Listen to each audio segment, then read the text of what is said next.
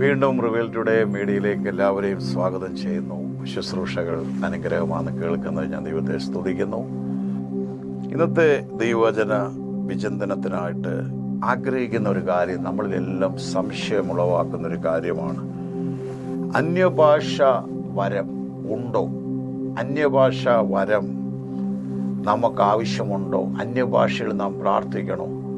അന്യഭാഷയിൽ നാം പ്രാർത്ഥിക്കുമ്പോൾ നമുക്ക് എന്തൊക്കെ ലഭിക്കും? ഇത് ദൈവത്തിൻ്റെ പദ്ധതിയാണോ?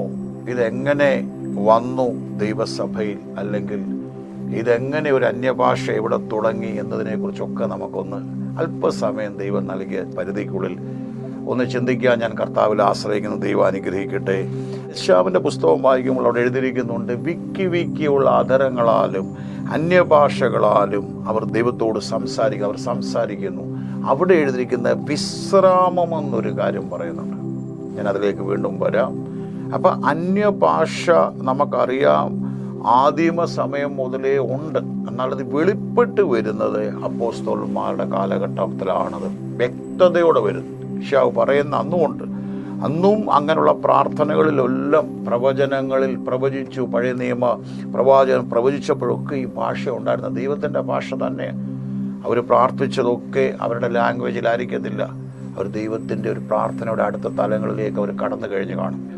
അവിടെ നമ്മൾ മനസ്സിലാക്കേണ്ടത്, ഇത് തുടങ്ങുന്നത് നമുക്കറിയാം. അപ്പോസ്തലപ്രവൃത്തി 2-ാം അധ്യായം. അവർ ഒരുമനപ്പെട്ട് അവർ ഒന്നിച്ച് ഒരു സ്ഥലത്ത് കൂടി തിരുവെഴുത്ത് പോലെ, ദൈവത്തിൻ്റെ വാഗ്ദത്വം പോലെ, പിതാവിൻ്റെ വാഗ്ദത്തിന് അവർ കാത്തിരുന്നു. പെട്ടെന്ന് അവർ ഒരുമനപ്പെട്ട് അവർ പ്രാർത്ഥിച്ചപ്പോൾ അവർ കൂടിയിരുന്ന സ്ഥലത്ത് പിളർന്ന അഗ്നിനാവ് പ്രത്യക്ഷപ്പെട്ടു. അതിനു മുമ്പ് ഒരു കാറ്റടിച്ചു. നമുക്കറിയാവുന്ന ഭാഗങ്ങൾ. അത് ശേഷമാണ് നമുക്കറിയാം പിളർന്ന നാവ് അവരുടെ മേൽ പതിഞ്ഞു. ഓരോരുത്തരും ആത്മാവ് അവർക്ക് കൊടുത്തതുപോലെ spirit gave them that utterance. ആ ഒരു അന്യഭാഷകളിൽ അവർ സംസാരിച്ചു തുടങ്ങി. അവിടെ സംസാരിച്ച ഭാഷ മറ്റുള്ളവർക്കും മനസ്സിലാകുന്നതായിരുന്നു. നമ്മൾ ശ്രദ്ധിക്കണം.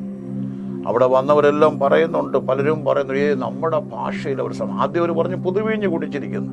പിന്നെ പറഞ്ഞു നമ്മുടെ ഭാഷയിൽ അവർ സംസാരിക്കുന്നു. നമുക്കറിയാം, അതിൻ്റെ ഒത്തിരി വ്യാഖ്യാനങ്ങളിലോട്ട് പോകാൻ ഞാൻ താല്പര്യപ്പെടുന്നില്ല. ഇത് നമ്മുടെ ജീവിതത്തിൽ ഇത് ആവശ്യമാണോ? ഇതുകൊണ്ട് നമുക്കുള്ള ബെനിഫിറ്റ്സ് എന്താണ്? ഇതാണ് ഇന്ന് ഞാൻ പറയാൻ ആഗ്രഹിക്കുന്നത്. അല്ല ഒത്തിരി റെഫറൻസ് എടുത്ത് അന്യഭാഷയുടെ പ്രസക്തിയെക്കുറിച്ചല്ല. ഇത് ആവശ്യമാണോ? ഇത് നമ്മുടെ ജീവിതത്തിൽ എന്ത് പ്രയോജനം ചെയ്തു? കാരണം ഞാൻ അന്യഭാഷകളിൽ മണിക്കൂറുകൾ പ്രാർത്ഥിക്കുന്ന ഒരു ദേവദാസനോട് ആയതുകൊണ്ട് എനിക്ക് എൻ്റെ അനുഭവങ്ങളിലൂടെ വിവരിക്കാൻ കഴിയും. അതുകൊണ്ടാണ് ഞാൻ പറയുന്നത്. അപ്പോൾ ഒന്ന്, ആത്മാവ് കൊടുക്കുന്നതാണ്. ഇത് അഭിഷേകം പ്രാപിക്കുന്നതിൻ്റെ ഒരു അടയാളം തന്നെയാണിത്. എന്നാൽ അന്യഭാഷയെ ദുർവ്യാഖ്യാനം ചെയ്യപ്പെട്ടിട്ടുണ്ടോ? ഇത് ഫലമില്ലാതെ ഇത് വെളിപ്പെട്ടിട്ടുണ്ടോ എന്നൊക്കെ ചോദിച്ചാൽ എനിക്ക് അതിനുള്ള മറുപടികൾ കർത്താവ് വ്യക്തമായി പറയുന്നുണ്ട്. വൃക്ഷത്തെ ഫലം കൊണ്ട് തിരിച്ചറിയാം. വൃക്ഷത്തെ ഫലം കൊണ്ട് തിരിച്ചറിയാം. അതുമാത്രം നാം മനസ്സിലാക്കിയാൽ മതി. ദൈവകൃപയും ദൈവവുമായുള്ള ബന്ധവും ഏറെക്കുറെ വിശുദ്ധിയും വേർപാടും ദൈവവുമായി ദൈവവചനത്തിൽ ഒരു ആഴമേറിയ ബന്ധമുണ്ടെങ്കിൽ തീർച്ചയായിട്ടും അന്യഭാഷ പ്രാർത്ഥന അത് പ്രയോജനപ്പെടുന്നതാണ്. ദൈവസഭയ്ക്ക് നൽകിയിരിക്കുന്നത് ആത്മീയ പോരാട്ടങ്ങൾ ജയിക്കാൻ. ഞാനതേക്കുറിച്ച് പറഞ്ഞു വരികയാണ്. അവിടെ പറയുന്നുണ്ട്. പിന്നെ നമുക്കറിയാം, പത്രോസ് കൊർന്നല്യോസിൻ്റെ ഭവനത്തിൽ വെച്ച് അവർ സ്നാനപ്പെടുന്നതിന് മുമ്പ്, ചിലർ സ്നാനപ്പെട്ടാൽ അന്യഭാഷ അല്ല, സ്നാനപ്പെടുന്നതിന് മുമ്പ് ലഭിക്കും. പക്ഷെ അഭിഷേകം അന്യഭാഷ ലഭിച്ചവരോട് പറയുന്നുണ്ട്, ഇവർക്ക് ഇനി വെള്ളം വിലക്കുന്ന ആര്? അപ്പോൾ അതിന് മുമ്പും അവിടെ പറയുന്നുണ്ട്. അല്ലാതെ അവർ ഒത്തിരി കൃപ പ്രാപിച്ച് കാത്തിരുന്നപ്പോഴല്ല, ജാതികളുടെ മേലും ആത്മാവിനെ പകർന്നത് കണ്ട് അവർ അത്ഭുതപ്പെട്ടു, അവർ ആശ്ചര്യപ്പെട്ടു. ദൈവം ചില പാരമ്പര്യങ്ങൾ പൊളിക്കുകയായിരുന്നു. പത്രോസ് ചിന്തിച്ച് കാണും, അല്ലെ ഫിലിപ്പോസ് ചിന്തിച്ച് കാണും, അല്ലെ അപ്പോസ്തലന്മാർ ചിന്തിച്ച് കാണും, ഞങ്ങൾക്കൊക്കെ ഇത് കിട്ടത്തുള്ളെന്ന് പറഞ്ഞതിനെ ദൈവം ബ്രേക്ക് ചെയ്യുകയാണ്.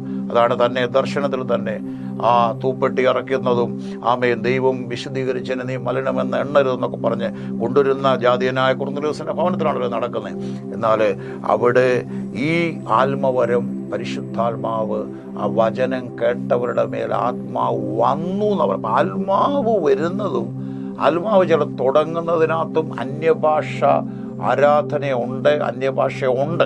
ഇപ്പം ചിലർ പറയും, അന്ന് അവർ പറഞ്ഞ ഭാഷ മറ്റുള്ളവർക്ക് മനസ്സിലാകുമായിരുന്നല്ലോ. എന്നാൽ ഞാൻ പറയാം, ദൈവത്തോട് സംസാരിക്കുന്ന അന്യഭാഷയുണ്ട്. അവിടെ പൗലോസ് വ്യക്തമായി പറയുന്നുണ്ട്, നമുക്കത് ആത്മീക വർധന വരുത്തുന്നതാണ്. ഞാൻ പറഞ്ഞു, മാളിക മുറിയിൽ തുടങ്ങി, അതിനു മുമ്പ് യെശയ്യാ പ്രവചനങ്ങളിലെല്ലാം ഉണ്ട്. പൗലോസ് 3-ാം സ്വർഗ്ഗത്തോളം എടുക്കപ്പെട്ടപ്പോൾ ഉച്ചരിച്ചുകൂടാത്ത ഞരക്കങ്ങളാൽ, അവിടെയും ഉച്ചരിച്ചുകൂടാത്ത ഞരക്കങ്ങൾ അവിടെ കേൾക്കാൻ കഴിഞ്ഞു. ആർക്കും ഉച്ചരിച്ചുകൂടാൻ കഴിയാത്ത, അതും സ്വർഗീയ ഭാഷ തന്നെയാണെന്ന് ഞാൻ പറയുന്നു. അതിനുശേഷം നമുക്കറിയാം, ആമേൻ, നമ്മൾ പ്രാർത്ഥിക്കുമ്പോൾ റോമർ 8:26 വരുമ്പോൾ വേണ്ടവണ്ണം പ്രാർത്ഥിക്കേണ്ടെന്ന് അറിയത്തില്ല, ആത്മാവ് താനും ഉച്ചരിച്ചുകൂടാത്ത ഞരക്കങ്ങളാൽ നമുക്ക് വേണ്ടി പക്ഷപാതം ചെയ്തു. അവിടെയും നമ്മുടെ അന്യഭാഷകൾ, ഞാൻ മണിക്കൂറുകളിൽ പ്രാർത്ഥിക്കുന്നത് ഞരക്കമായി ചിലപ്പോൾ മാറുന്നതായിട്ട് ഞാൻ കണ്ടിട്ടുണ്ട്. ചിലപ്പോൾ നമുക്ക് ഭാഷകൾ കിട്ടത്തില്ല, നമ്മുടെ നിയന്ത്രണത്തിനൊക്കെ അപ്പുറത്തേക്ക് ആത്മാവിൻ്റെ തലങ്ങളിലേക്ക് കയറാൻ കഴിയും. അപ്പോൾ അന്യഭാഷയിൽ നാം പ്രാർത്ഥിക്കുമ്പോൾ നമുക്ക് കിട്ടുന്ന ഒന്നാമത്തെ ബെനിഫിറ്റ്, അതുപോലെ നമുക്ക് മർക്കോസിന്റെ സുവിശേഷം 11-ാം അധ്യായത്തിൽ യേശുവിൻ്റെ വാഗുകൊണ്ട് തന്നെ പറഞ്ഞു, വിശ്വസിക്കുന്നവരാൽ ഈ അടയാളം നടക്കും. This sign will be accompanying, അതായത് those who believe in me, എന്നിൽ വിശ്വസിക്കുന്നു. ഈ സൈൻ, ദീസ് സൈൻസ് അവിടെ പറഞ്ഞേക്കുന്ന, അവർ പുതുഭാഷകളിൽ സംസാരിക്കും, അവർ വിഷയപരമായി കുടിച്ചാലും കടിച്ചാലും ഹാനി വരികയില്ല, അവർ ആമേൻ, അവർ രോഗികളുടെ മേൽ കരം വെച്ചാൽ സൗഖ്യമാകും, സർപ്പങ്ങളെ പിടിച്ചെടുക്കും. ഇത് ഒത്തിരി കാര്യങ്ങളെ പറയുന്നു. ഒന്ന് ഞാൻ ഫോക്കസ് ചെയ്യാൻ, അവിടെ പറഞ്ഞെങ്കിൽ they will speak new tongue, അവർ പുതുഭാഷകളിൽ സംസാരം. അപ്പം വിശ്വസിക്കുന്നവരുടെ മേലെ അത്ഭുതങ്ങളുടെ ഒരു പാട്ടിലാണ് അവിടെ എഴുതിയിരിക്കുന്നത് അന്യഭാഷയെക്കുറിച്ച്.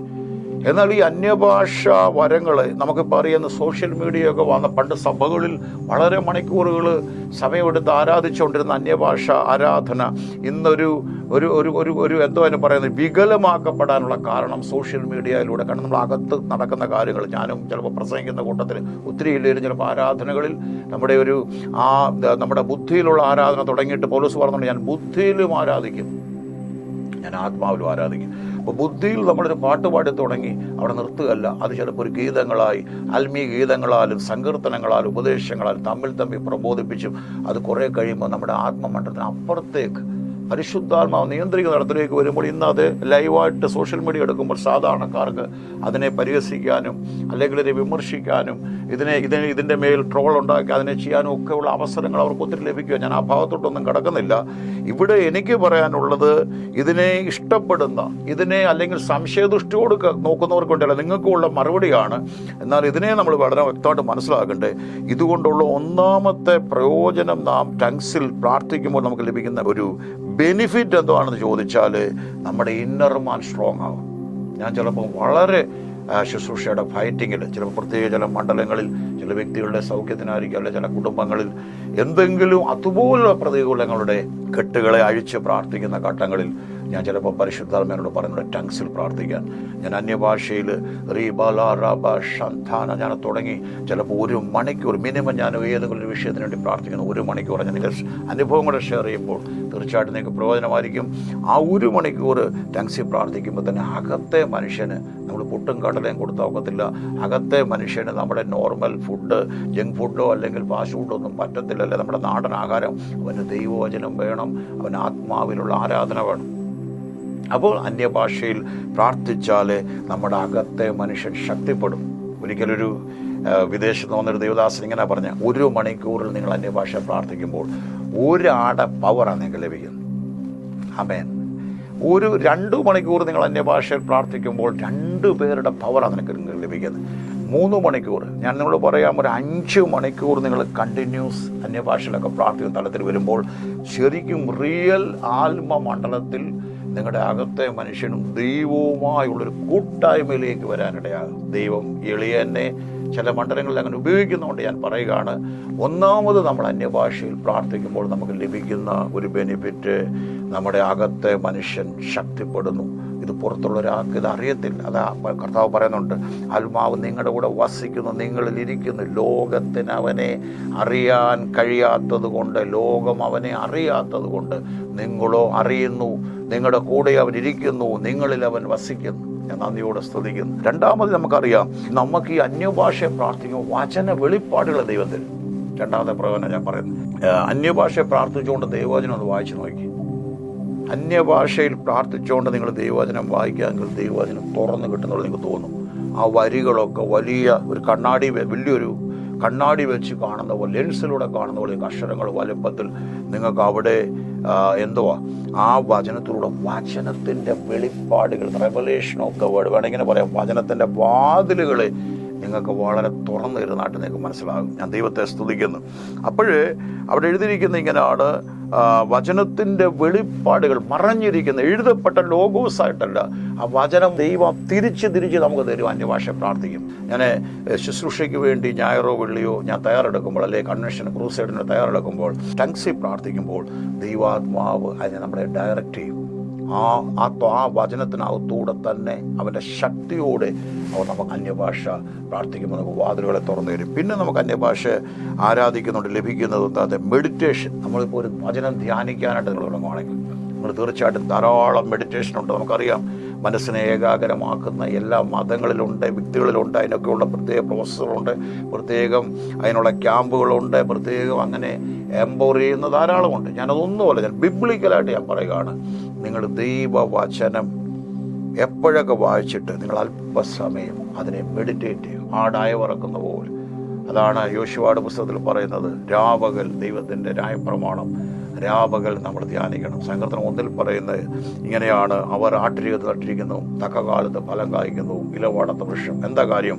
അവിടെ എഴുതിയിരിക്കുന്ന ദൈവവചനത്തിൽ സന്തോഷിക്കുകയും രാപകൽ അതിൽ ആനന്ദിക്കുകയും ചെയ്യുന്നു. ദൈവവചനത്തിൽ രാപകൽ സന്തോഷിക്കാൻ കഴിയുന്നവർ, ആമേൻ, അത് ധ്യാനിക്കുന്നവരെ കുറിച്ചാണ് പറഞ്ഞിരിക്കുന്നത്. അവർ ആറ്റിക നട്ടിരിക്കുന്നതും തക്കകാലത്ത് അവർ ചെയ്യുന്നവർ. യോശുവ പറഞ്ഞിരിക്കുന്നത്, നിങ്ങളുടെ വഴിയിൽ അങ്ങനെ ഒരു ധ്യാനിച്ചാൽ നിങ്ങൾ ചെയ്യുന്നതെല്ലാം സക്സസ് ആകും, നിങ്ങളുടെ വഴികളെല്ലാം അനുഗ്രഹമാകും. അപ്പം ഞാൻ മൂന്നാമത് പറഞ്ഞു, മെഡിറ്റേഷന് നമുക്ക് ഏറ്റവും ഉപയോഗിക്കാൻ പറ്റിയത് അന്യഭാഷ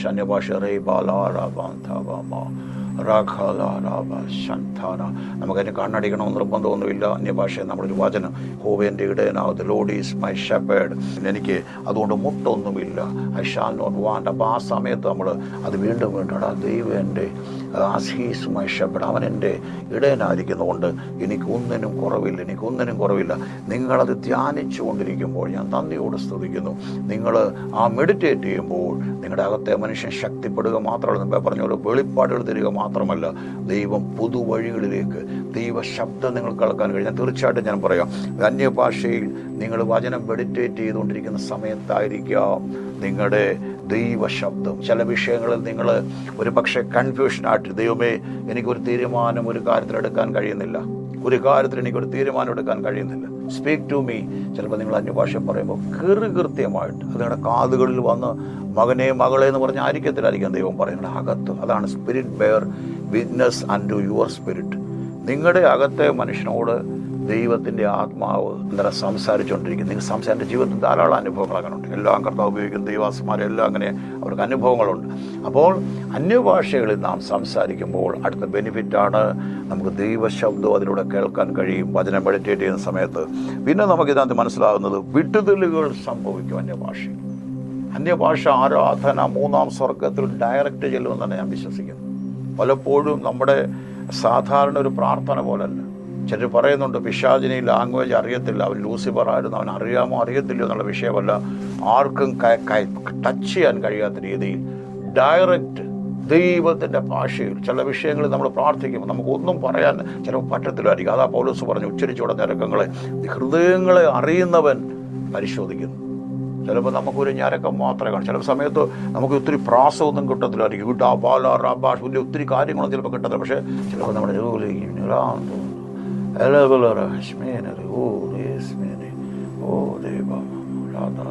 ചിലപ്പോൾ ഒരു ഞരക്കം ആർക്കും കേൾക്കാൻ പോലും കഴിയത്തില്ലായിരിക്കും. അവിടെ ഡെലിവറൻസ് നടക്കും. അല്ലേ, നിങ്ങൾ അന്യഭാഷയെ പ്രാർത്ഥിച്ചുകൊണ്ടിരിക്കുമ്പോൾ ആരാണ് നിങ്ങളുടെ ശത്രു എന്ന് ദൈവം നിങ്ങളെ ബോധ്യപ്പെടുത്തും.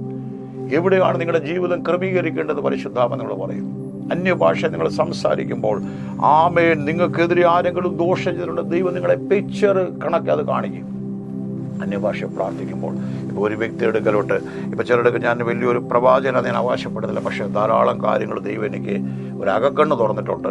പല കാര്യങ്ങളും എനിക്ക് പറയാൻ കഴിയാൻ ജീവിതത്തിലെ ഓരോ കാര്യങ്ങളിൽ അങ്ങനെ ഒരു ശുശ്രൂഷ തേടിക്ക് തന്നിട്ടുണ്ട്. ഞാൻ ആൾക്കാർ വരും, പക്ഷേ ഞങ്ങൾ കൺഫ്യൂഷൻ ചില വിഷയങ്ങൾ മറുപടി പറയാൻ കഴിയുന്നത് എപ്പോഴും പറയും എനിക്കറിയത്തില്ല. പക്ഷേ നമ്മൾ അന്യഭാഷയിൽ തുടങ്ങുമ്പോൾ ദൈവം വ്യക്തതയോടെ ചില കാര്യങ്ങൾ പറയും. അപ്പം അന്യഭാഷയുടെ പ്രാർത്ഥന വീട്ടുതൽ കൊണ്ടുവരും. വിശ്വസിക്കണം, നിങ്ങൾ വളരെ പ്രയോജനപ്പെടും. തീർച്ചയായിട്ടും ഒരു കാര്യം പരിശുദ്ധാത്മാവ് പറഞ്ഞെങ്കിൽ നിങ്ങളുടെ ജീവിതത്തിൽ പ്രയോജനപ്പെടും. അല്ല ഇതിനെ ഒരു ട്രോളായിട്ടെടുത്ത് ഇതിനെ കളിയാക്കുകയോ പരിഹസിക്കുകയോ അവരെ അറിവില്ലായ്മ അവരെ കൊണ്ടൊക്കെ പ്രാർത്ഥിക്കുക, അവരെ അനുഗ്രഹിക്കുക എന്ന് മാത്രമേ പറയാനുള്ളൂ. കാരണം നമ്മുടെ ദൈവസഭയും ദൈവദാസന്മാരും ഒക്കെ ഇതിനെ ഒത്തിരി വികലമാക്കി കളഞ്ഞു. ഒത്തിരി തെറ്റുകൾ നമ്മളിതെല്ലാം ഞാൻ ഉൾപ്പെടെ ആ ഭാഗത്തോട്ട് നമ്മൾ കടക്കുന്നില്ല. പക്ഷേ ഇത് നമ്മുടെ ബെനിഫിറ്റിന് വേണ്ടി ഞാൻ പറയുന്നു, പ്രയോജനപ്പെടുന്നതിന് വേണ്ടി പറയുന്നു. അന്നേരം ഇത് വീട്ടുതൽ കൊണ്ടുവരും. ഞാൻ ഇന്ന് ദൈവദാസന്മാരോട് ഞാൻ വർഷങ്ങളുണ്ടായിരുന്നപ്പോൾ അവരെല്ലാം എന്നോട് ഒരു വിഷയം വരുമ്പോൾ എൻ്റെ ആത്മീയ നേതൃത്വത്തോട് പറയും, 1 മണിക്കൂറെങ്കിലും അന്യഭാഷയുടെ ആ വിഷയത്തിന് വേണ്ടി പ്രാർത്ഥിക്കണം. ദൈവത്തെ സ്തുതിക്കുന്നു. നമുക്കവിടെ മനസ്സിലാകുന്നത് ഇമ്മീഡിയറ്റ് റിസൾട്ട് നമുക്ക് കിട്ടും. ചില വിഷയങ്ങൾ നമ്മൾ എത്ര പ്രാർത്ഥിച്ചിട്ടും മറുപടി വരുന്നില്ലെങ്കിൽ അർജന്റ് പ്രയർ പോലെ നിങ്ങൾ അന്യഭാഷകളിൽ പ്രാർത്ഥിക്കുമ്പോൾ പരിശുദ്ധാത്മാവ് വ്യക്തതയോടെ നിങ്ങളുടെ പ്രാർത്ഥനയ്ക്ക് മറുപടി തരും. ഒരിക്കൽ ഞാൻ എൻ്റെ ആത്മീയ നേതൃത്വത്തിലുള്ള ദേവദാസന്, അദ്ദേഹം ഒരു ഒരു വിവാഹവുമായി ബന്ധപ്പെട്ട് ഹൈദരാബാദിലായിരുന്നു. ഒരു 3-4 ദേവദാസന്മാരുണ്ട്. രാത്രി 2 മണിക്ക് അദ്ദേഹം എഴുന്നേറ്റ് നിന്ന് പ്രാർത്ഥിക്കുന്നു. ഈ 2 മണിക്ക് അദ്ദേഹം പ്രാർത്ഥിക്കുന്ന കണ്ടപ്പോൾ കൂടെ ഉള്ള ഒരാൾക്ക് അന്നേരം ചോദിക്കാൻ കഴിഞ്ഞില്ല. വെളുപ്പിനെ ചോദിച്ചു, എന്താണ് പാസ്റ്ററെന്ന് പറഞ്ഞ് ഞാൻ ഷാജിക്ക് വേണ്ടി എനിക്ക് വേണ്ടി പ്രാർത്ഥിക്കാൻ. ഞാൻ എന്തോ ഒരു വിഷയത്തിലൂടെ ഞാൻ കടന്നു, എനിക്കറിയത്തില്ല സന്ദർഭമാണ്. നമുക്കറിയാം, ഒരു ഫ്ലൈറ്റ് അപകടത്തിൽ പോകുന്ന ഘട്ടത്തിൽ ഒരു സഹോദരിയോട് അന്യഭാഷയിൽ അവളോട് വിഷയങ്ങളൊന്നും പറഞ്ഞില്ല, അന്യഭാഷയിൽ മണിക്കൂർ പ്രാർത്ഥിക്കാൻ പറഞ്ഞു. പിന്നീടാണ് ആ ദൈവദാസൻ വിളിച്ച് പറയുന്നു, ഇന്ന ഒരു സമയം, ടൈമിങ് പറയുകയാണ്, ഇന്ന ടൈം ടു ഇന്ന ടൈം. ആ സമയത്ത് ഞാനൊരു വലിയ അപകടത്തിലായിരുന്നു. അപ്പോൾ ആ സഹോദരി പെട്ടെന്ന് ചിന്തിച്ചു, ദൈവമേ അവിടെയാണല്ലോ എഴുന്നേറ്റ് എന്ന് പ്രാർത്ഥിക്കാൻ എന്നോട് പറഞ്ഞത്. ഞാൻ ദൈവത്തെ സ്തുതിക്കുന്നു. വചനത്തിൻ്റെ വാതിലുകളെ തുറന്നിരുന്ന പരിശുദ്ധാത്മാവിനെ ഞാൻ നന്ദി പറയുന്നു. Hallelujah, thank you Holy Spirit. നന്ദി കർത്താവേ. അവിടെയും നമുക്ക് ദൈവശബ്ദം വ്യക്തമായിട്ട് അന്യഭാഷയിൽ പ്രാർത്ഥിക്കുമ്പോൾ നാം അറിയുന്നില്ല, ഉച്ചരിച്ചുകൂടാത്ത ഞരക്കങ്ങളാൽ നമ്മൾ ആരെങ്കിലും വിഷയത്തിന് വേണ്ടി ദൈവം ചിലപ്പോൾ ഏതെങ്കിലും വിഷയത്തിൽ ഭാരപ്പെടും. ചിലപ്പോൾ നമുക്കിഷ്ടപ്പെടാത്ത ഒരു വ്യക്തിയാണെങ്കിൽ പോലും അവരൊരു ദൈവവേദലാണെങ്കിൽ ദൈവം അവർക്ക് വേണ്ടി ഇവിടെ മധ്യസ്ഥ അണയ്ക്കാൻ നിങ്ങളെ ഗൈഡ് ചെയ്യുന്നതായിരിക്കും. ഞാൻ നന്ദിയോടെ സ്തുതിക്കുന്നു. അവിടെ എഴുതിയിരിക്കുന്ന പിശാച് ഭയപ്പെടുന്ന ഒരു ഭാഷയാണ്. അവിടെ എതിർപ്പുകളൊക്കെ വരുന്നു. ഇതിനെ വികലമാക്കാൻ ശ്രമിക്കുന്ന പിശാച് ഏറ്റവും ഭയപ്പെടുന്ന ഒരു കാരണമാണ്. ഇത് എല്ലാവർക്കും ലഭിക്കുന്നത് കൃത്രിമമായിട്ട് പഠിപ്പിക്കുക. അന്യഭാഷയുടെ കോഴ്സില്ല, അന്യഭാഷ പഠിപ്പിക്കുക. ഞാൻ എന്തോ മൂടത്തരങ്ങളൊക്കെയാണ്. ചില പറയും ഇങ്ങനെയാണ് അന്യഭാഷ, ഇങ്ങനെ പ്രാർത്ഥിക്കേണ്ടി. അങ്ങനെ ആർക്കും വിവരിക്കാനോ കഴിയത്തില്ല. ഇത് ഇൻ്റർപ്രറ്റ് ഉണ്ട്. അന്യഭാഷാ വ്യാഖ്യാനത്തെക്കുറിച്ച് പൗലോസ് പറയുന്നുണ്ട്. അല്ലാതെ ഇത് എഴുതി ഒരു മനുഷ്യന് ഇങ്ങനെ എഴുതിയാൽ മതി, ഇങ്ങനെ ഇതാ കറക്റ്റ് അതാ കറക്റ്റ് ഒന്നും പറയാനൊക്കത്തില്ല. അതൊരാളുടെ ജീവിത വിശുദ്ധിയും ആ വ്യക്തിയുടെ ദൈവവുമായിട്ടുള്ള ബന്ധത്തിലാണ് അത് പുറപ്പെടുന്നത്. ഞാൻ ഈ സാത്താന്യ ശക്തികളെ പുറത്താക്കുമ്പോഴും ഇതുപോലുള്ള ഭാഷകൾ പറയുന്ന ആ ശക്തികളെ ഞാൻ കണ്ടിട്ടുണ്ട്. വ്യക്തമായിട്ട് മനസ്സിലാക്കണം. ഞാൻ ആ ഭാഗത്ത് അത് ഉപയോഗിക്കാൻ ഞാൻ താല്പര്യപ്പെടുന്നില്ല. അപ്പോൾ ഇതൊക്കെ എല്ലാ അന്യഭാഷയാണ് നമ്മൾ പുകഴുമ്പോൾ തന്നെയും അത് കൃപാവരങ്ങളെ ഒന്നും ദൈവം തിരിച്ചെടുക്കാത്തത് കൊണ്ട് നമ്മുടെ ജീവിത വിശുദ്ധിയും ഫലവുമായി ഇത് കണക്ട് ചെയ്ത് കിടക്കുന്നു എന്ന് ദൈവസ്നേഹത്തെ ഞാൻ ഓർപ്പിക്കട്ടെ. ഇത് സ്വർഗീയ ഭാഷയാണ്. പൗലോസ് ആർക്കും ഉച്ചരിച്ചുകൂടാ കഴിയാത്ത ഇത് സ്വർഗീയ ഭാഷയാണ്, നമ്മൾ മറന്നുപോലെ. അതുപോലെ ഇത് നമ്മളിൽ അഭിഷേകം കൊണ്ടുവരും. അഭിഷേകത്തിൽ നമുക്ക് നിറയാൻ കഴിയും. ഒരാൾ അഭിഷിക്തനാണെന്ന് തെളിയിക്കുന്നത് ഭാഷാപരം ലഭിക്കാത്ത എത്രയോ പേരുണ്ട്. ലഭിച്ചവർ പോലും എന്തെങ്കിലും ചെറിയതായിട്ട് 2-3 വാക്ക് പറഞ്ഞ് നിർത്തുന്നവരുണ്ട്. പക്ഷെ മണിക്കൂറുകൾ നിങ്ങൾ വ്യാപാരം ചെയ്യുന്നെങ്കിൽ നിങ്ങളുടെ സമ്പന്നര് തന്നെയാണ് ഞാൻ പറയുന്നത്. അന്യഭാഷകളിൽ എനിക്കറിയാവുന്നൊരു ദേവദാസകൾ 5, 6, 8 മണിക്കൂർ പ്രാർത്ഥിക്കാറുണ്ട്. ഞാനും ദൈവകൃപയാൽ പ്രത്യേക ചില വിഷയങ്ങളിൽ 3 മണിക്കൂറെങ്കിലും ഒരു ദിവസം ഞാൻ മിനിമം ടങ്സിൽ പ്രാർത്ഥിക്കാതിരിക്കത്തില്ല, പല ഘട്ടങ്ങളാണെങ്കിൽ. പക്ഷെ കണ്ടിന്യൂസ് ചിലപ്പോൾ പറ്റത്തില്ല. കണ്ടിന്യൂസ് 5 മണിക്കൂറൊക്കെ ഇരുന്ന സമയങ്ങളുണ്ട്. പക്ഷേ 5 മണിക്കൂർ നമ്മൾ വിഷയം കൊണ്ട് ഇരിക്കാമെങ്കിൽ നമ്മുടെ അകത്തെ മനുഷ്യൻ ശക്തിപ്പെടുന്നത് വലിയ വിടുതൽ നൽകുന്നതാണ്. ഞാൻ അടുത്തിടയിൽ ഒരു വീഡിയോ കണ്ടു. ഈ അന്യഭാഷയിൽ നാം പ്രാർത്ഥിക്കുമ്പോൾ നമ്മുടെ ബ്രെയിൻ ഫ്രീ ആകും. ബ്രെയിനിൻ്റെ ചില മണ്ഡലങ്ങളിൽ നമുക്ക് എന്തെങ്കിലും നിരാശകളെ ഭരിക്കുന്നവരുണ്ടെങ്കിൽ നെഗറ്റീവ് തോട്ട്സിനെ ജയിക്കാൻ ഈ അന്യഭാഷ ആരാധന കൊണ്ട് നമുക്ക് കഴിയും. ഞാൻ നന്ദിയോടെ സ്തുതിക്കുന്നു. ഇത് സഭയിൽ വേണ്ടതാണോ? 101%. പൗലോസ് പറഞ്ഞാൽ നിങ്ങളെക്കാളെല്ലാം അധികം അന്യഭാഷയിൽ പ്രാർത്ഥിക്കണം. ദൈവത്തെ സ്തുതിക്കുന്നു. അപ്പോൾ പാട്ടുകളിലൊക്കെ അന്യഭാഷയിൽ പറയും. ഇത് വ്യാഖ്യാനത്തിന് മാത്രമല്ല, അന്യഭാഷകൾ നമുക്ക് ആരാധിക്കാൻ കഴിയും.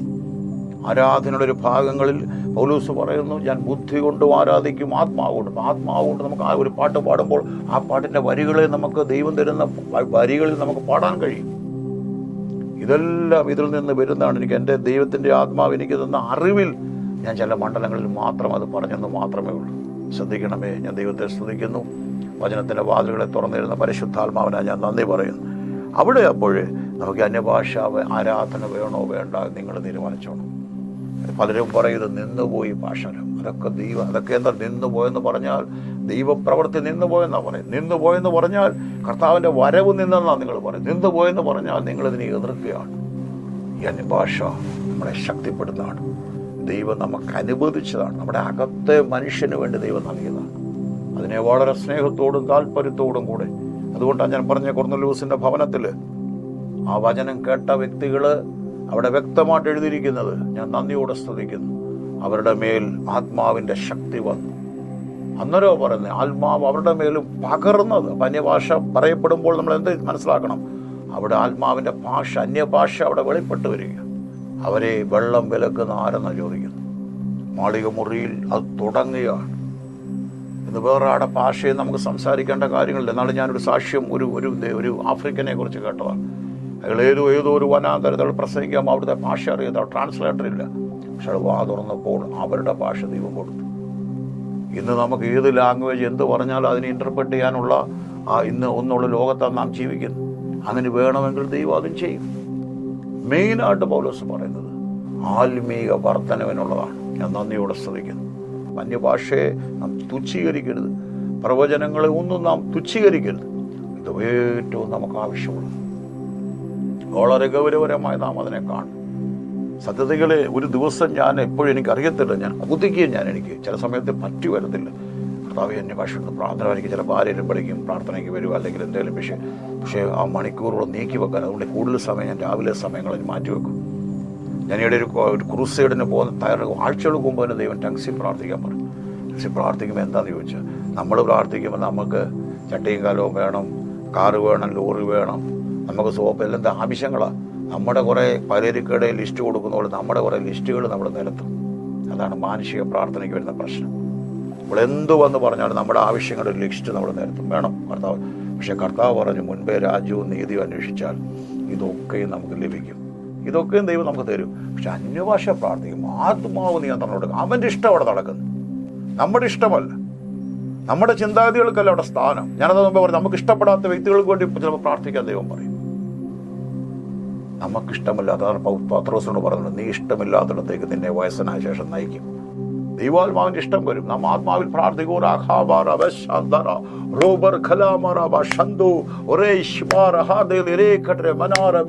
എന്ന് നാം പറയുമ്പോൾ അവിടെ നമ്മുടെ അകത്തെ മനുഷ്യൻ ശക്തിപ്പെടുകയും ഒരു ധൈര്യം, അത് ഞാൻ വീണ്ടും അത് ഒന്നുകൂടെ ഞാൻ പറയും, ബോൾനെസ് നമുക്ക് വരും.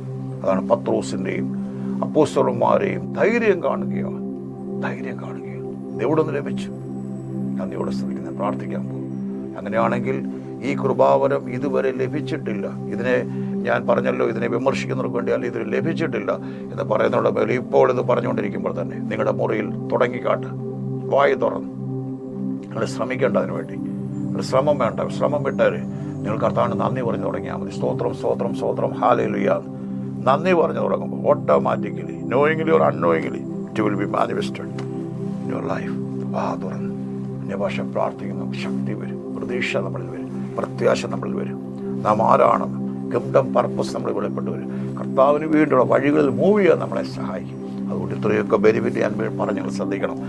മാളിക മുറിയിൽ തുടങ്ങണമെന്ന് പറഞ്ഞു. കൊർന്നല്യോസിൻ്റെ ഭവനത്തിൽ പത്രോസ് പറഞ്ഞു, സ്നാനപ്പെടുന്നതിന് മുമ്പ് തന്നെ ആത്മാവ് വരുന്നു. പഴയ നിയമങ്ങളിൽ യശാവിൻ്റെ പുസ്തകങ്ങൾ വിക്കിയുള്ള ആധാരങ്ങളാണ് അത് തുടങ്ങിയതാണ്. പൗലോസ് 3-ാം സ്വർഗ്ഗത്തോളം ഉച്ചരിച്ചുകൂടാ ഞരക്കങ്ങൾ തീരുന്നില്ല.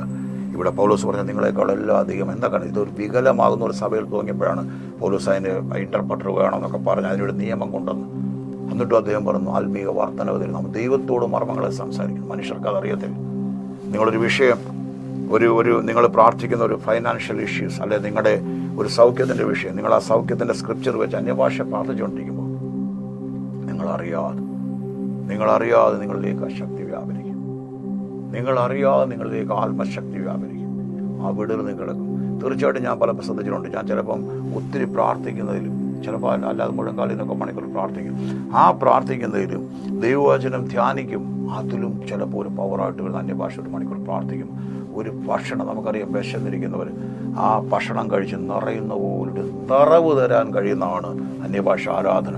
അതിനെ ആരെങ്കിലും തുച്ഛീകരിച്ചിട്ടുണ്ടെങ്കിൽ ക്ഷമ ചോദിച്ചോണം. പിന്നെ ഇത് പരിഹസിക്കുന്നുള്ള കാര്യം എനിക്കറിയത്തില്ല. കർത്താവ് പറയുന്ന പോലെ അവർ ചെയ്യുന്നത് എന്തെന്നറിയാതെ അവർ എങ്കിലും വചനം പറയുന്നു, അവരെ ദൈവം ഇത് എടുപ്പിക്കും. ഒത്തിരി കണ്ടിട്ടുണ്ട്. അവരെ ഇത് സത്യമാണെന്ന് പറയും. ദൈവം മനസ്സിലാക്കും.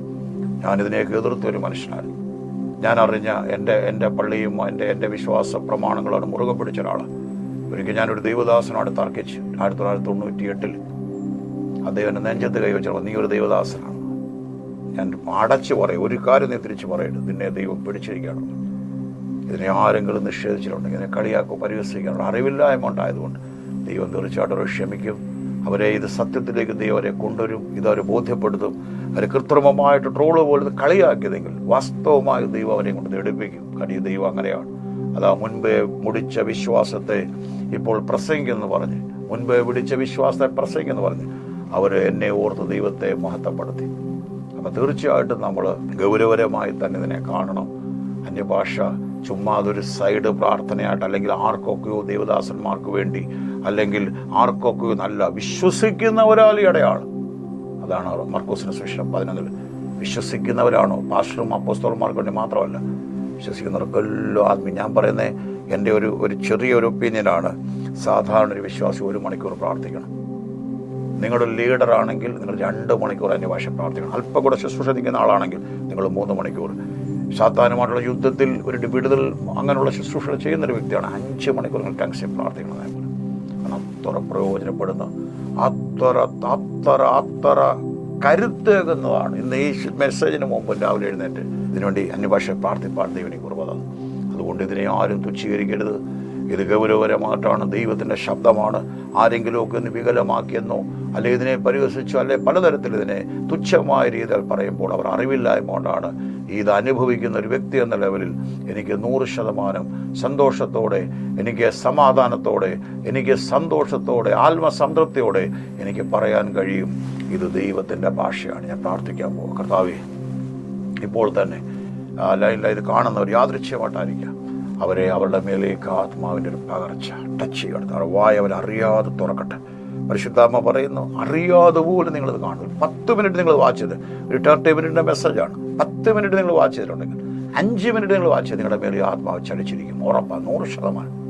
ഏൽപ്പിക്കുന്നവരുടെ മേൽ വിശ്വാസ കണ്ണോടാണെങ്കിൽ, പരിഹാസ കണ്ണോടല്ല, നിന്നയോടല്ല, മടുപ്പോടല്ല, ഇത് വിശ്വസിക്കുന്നവരുടെ മേൽ അത് വ്യാപരിക്കുന്നു.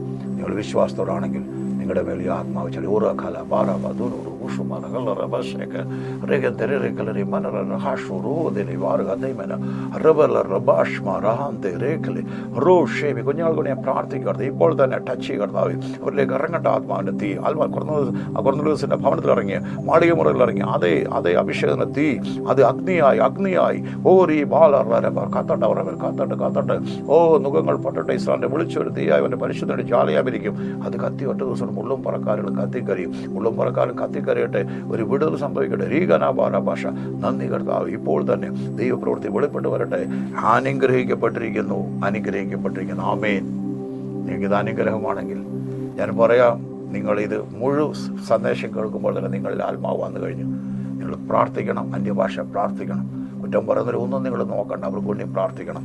ഈ പ്രാർത്ഥന ശക്തിയുള്ളതാണ്. ഞാൻ പറഞ്ഞതുപോലെ ഇതകത്തെ മനുഷ്യനെ ശക്തിപ്പെടുന്നതാണ്, വെളിപ്പാട് തരുന്നതാണ്, ധ്യാനിക്കാൻ ശക്തി തരുന്നതാണ്, വിടുതലിൻ്റെയാണ്, ഇമ്മീഡിയറ്റ് റിസൾട്ട് കൊണ്ടുവരുന്നതാണ്, സാത്താൻ ഭയപ്പെടുന്നതാണ്, സ്വർഗീയ ലാംഗ്വേജാണ്. ഇത് ദൈവം അഭിഷേകം നമ്മുടെ മേൽ പാർന്നുള്ള തെളിവാണ്. ദൈവം അനുഗ്രഹിക്കട്ടെ. കാണുമ്പോൾ സർവശക്തനായ ദൈവം അവനെ ചെറിയ നിങ്ങളെ മറക്കട്ടെ. ഇത് അനുഗ്രഹമാണെങ്കിൽ ഷെയർ ചെയ്യാൻ സബ്സ്ക്രൈബ് മറക്കല്ലേ. ദൈവം ധാരാളം അനുഗ്രഹിക്കട്ടെ.